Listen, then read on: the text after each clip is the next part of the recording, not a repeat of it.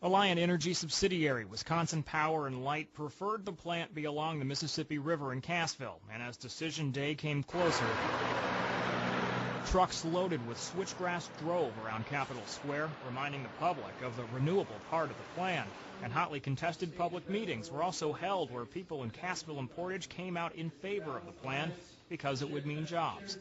I've never seen public comments that are that thick. This is really significant. But when it came time for a final vote, while I empathize with the concerns of the village, its residents, and others interested in seeing economic development opportunities grow in southwestern Wisconsin, as a commissioner, my responsibility is to all the ratepayers in Wisconsin. All three public service commissioners had reservations about a plant that would still be 80% coal. They said natural gas would be a cleaner, albeit non-renewable, choice for power. They also said future possible regulations on carbon emissions left a giant question mark on Alliant's application. CO2 is going to be regulated by the federal government in the future, and we would be foolish and irresponsible to not take the economics of such regulation into account. As rejection came, I just think that this is the wrong project at the wrong time. Alliant Energy found itself with more work to do. We still view that as the biomass in Wisconsin as a huge opportunity for the state. Where that fits into the future, we will, like I said, we're going to go back to the drawing board and take a look at all the available options we have. Alliant's proposal was essentially a waste of biomass.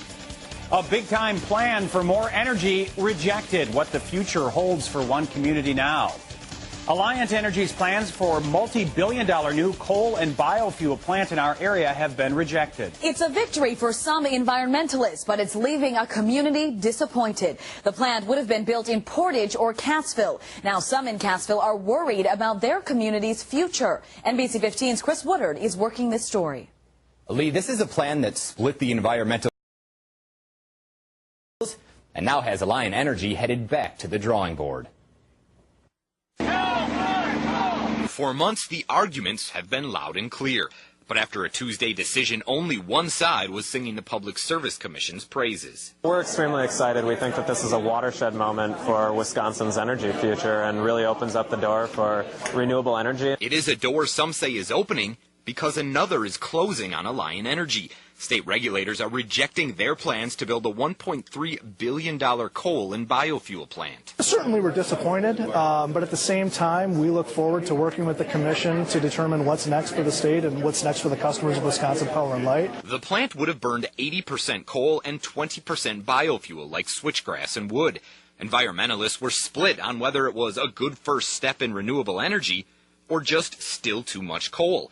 Regulators shared that worry, saying the plant could quickly become outdated if carbon dioxide regulations were ever tightened. At the end of the day, this is still a coal plant, and our models show a very inefficient design. Another concern was the cost that would be passed down to customers. Certainly bills would have gone up with this proposal, absolutely. No matter what proposal we put forward, bills are going to go up. It's a matter of what we heard today is that the commissioners felt that bills were going to go up too much under this proposal. I think what we were clear on today was that this is the wrong project at the wrong time. Alliant says there is still a rising electricity demand that needs to be met, and they say they'll go back to the drawing board to find a solution. Alliant Energy says it likely will not appeal a unanimous decision today by state regulators rejecting its plan to expand its Cassville coal-fired power plant. Wisconsin's Public Service Commission today said it was too expensive and too dirty for today's environment. And News 3's Linda Eggert is here now with more reaction. Susan and Eric, Alliant and its subsidiary Wisconsin Power and Light got a clear message today. 3 no votes that told them to go back to the drawing board and create a cheaper plan that anticipates possible global warming regulations.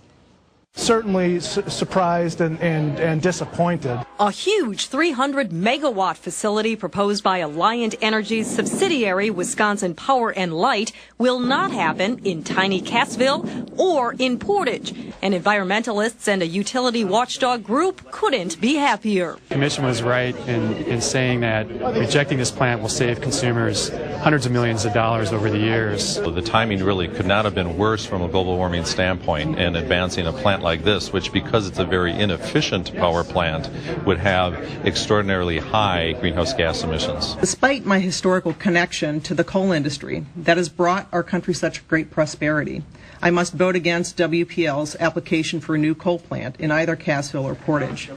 Before a packed house, Lauren Azar held up a picture of the coal mine her great-grandfather worked at, yet she joined the two other Public Service Commission members in decisively defeating a controversial plan to create one of the biggest coal-fired power plants in the country.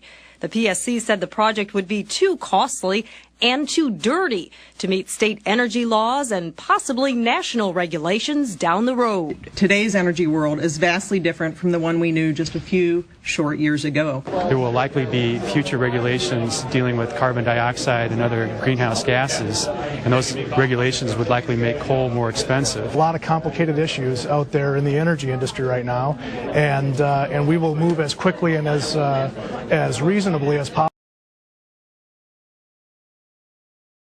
Are met going forward. The PSC said WPL did have a legitimate need for more power, and it applauded its plan to burn biomass fuels to create up to 20% of the new electricity.